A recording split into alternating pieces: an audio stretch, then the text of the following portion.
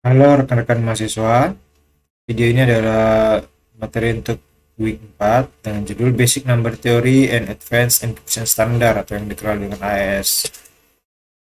Agenda kita akan mengenal secara matematika background, basic concept of number theory, kemudian ada AES, dengan pembagian subbyte, shift row, mixed column, dan add round key. Kita masuk ke bagian yang pertama, itu mathematical background. Di sini kita akan mengenal group, ring, field, modular, arithmetic, operasi XOR, dan mode operation.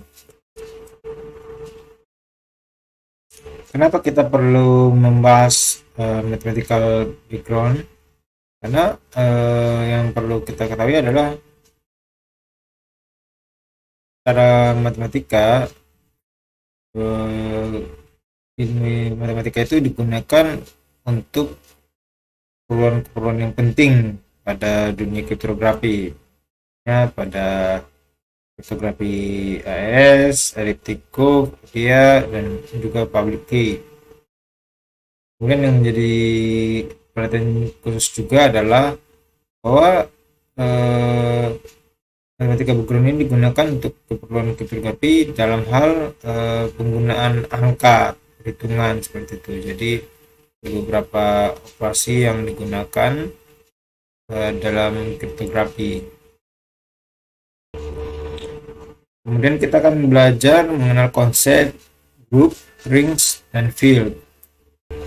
Pada bagian ini kita akan mengenal grup. Grup itu simbolnya adalah dengan G dan ada koma titik, ya, titik, tanda titik di sini. Jadi yang kita ketahui bahwa grup itu dia simbolnya G dan dia memiliki sejumlah elemen dengan operasi-operasi binary yang disimbolkan dengan tanda titik, sehingga setiap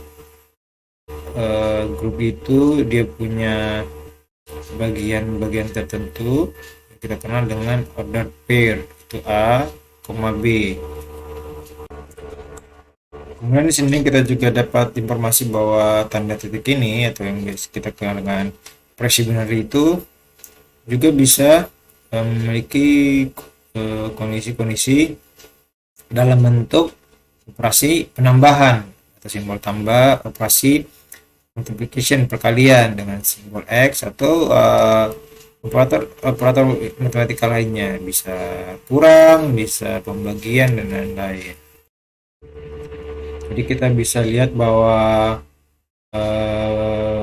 grup G itu memiliki elemen kurung A titik B, sehingga nanti nilai dari A titik B ini bisa dalam bentuk pertambahan A tambah B, itu merupakan nilai dari elemen segi.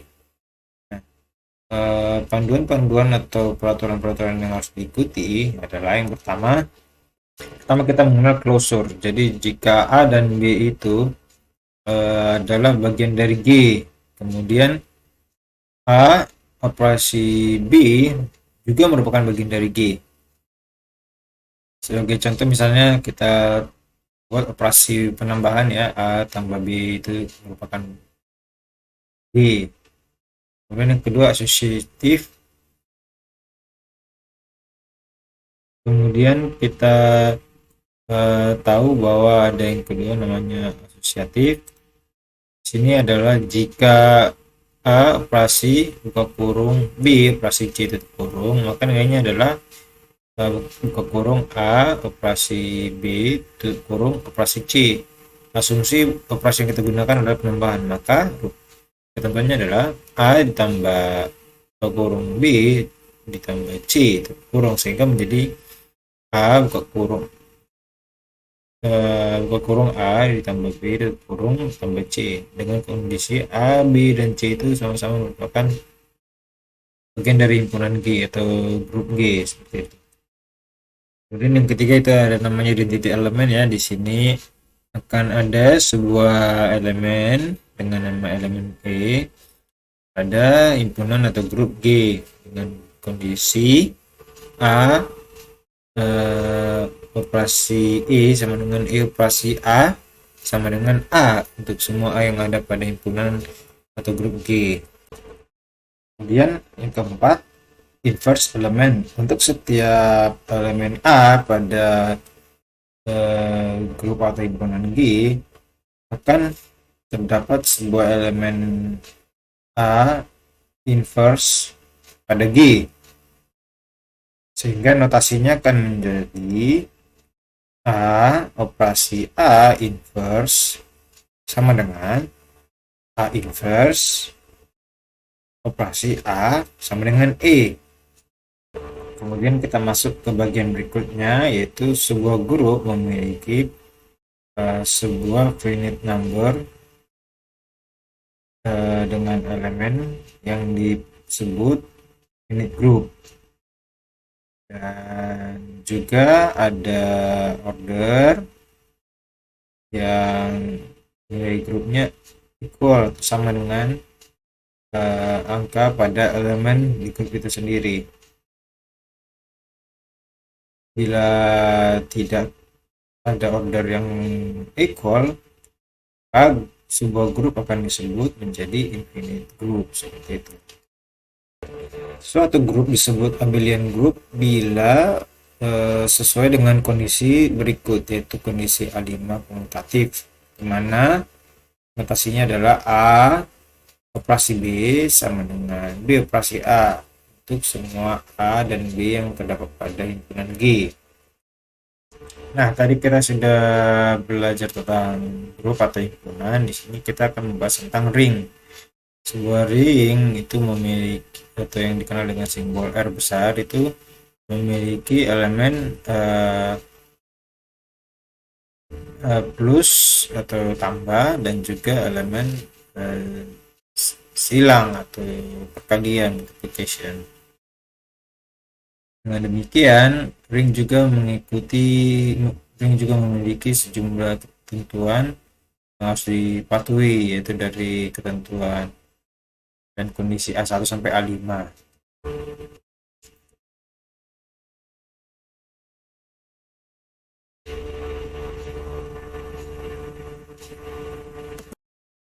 Kondisi tambahan berikutnya adalah yaitu M1 closure under multiplication, di mana jika A dan B berada dalam R, maka nilai dari A kali B juga berada dalam R.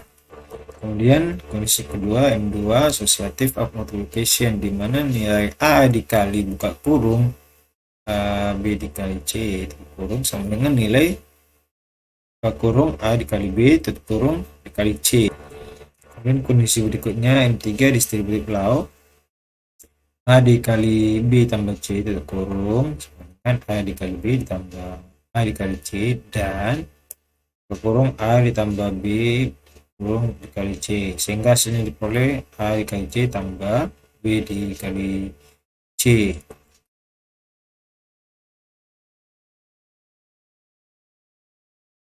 Kemudian kita mengenal adanya field.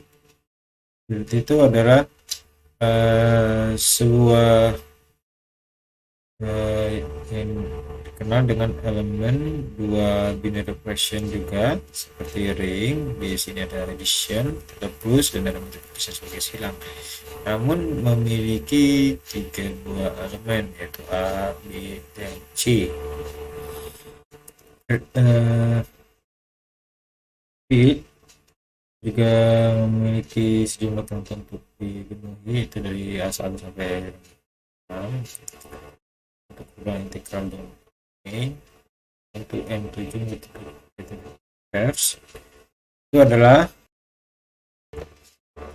Kemudian ada kondisi M7 atau multiplicative inverse.